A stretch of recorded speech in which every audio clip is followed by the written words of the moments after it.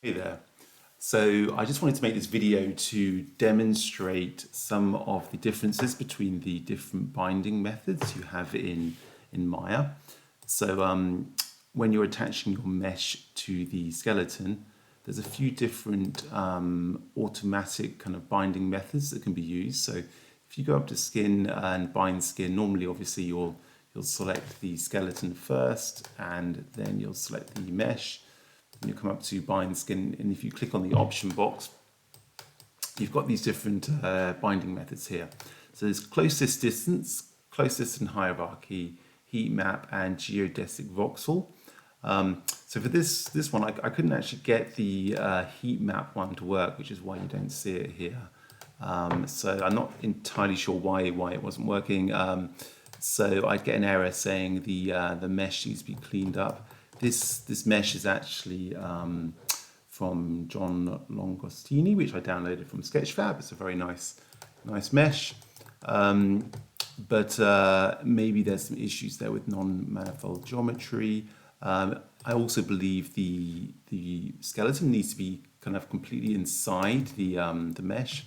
I did actually do that, and it still wasn't working. I tried going over to the modeling and the mesh and clean up here, but I still couldn't get that one to work, which is why it's not here. So, but this comparison then is just between these three methods. But I think you can see when I go through this, I've animated a range of motion onto the skeleton. And there is some definitely improvements with the geodesic voxel method.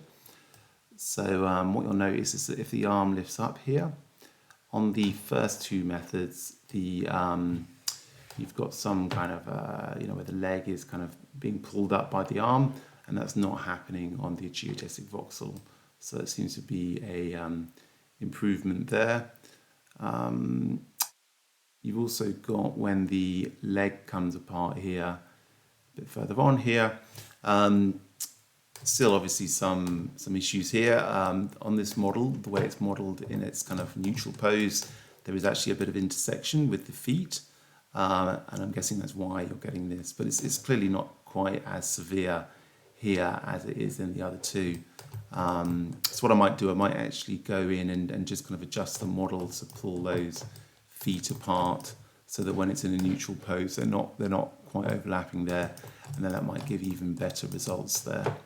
But yeah, so I think it's quite interesting to see the difference, and I think in future I'm going to be using this for kind of most cases rather than the other two methods.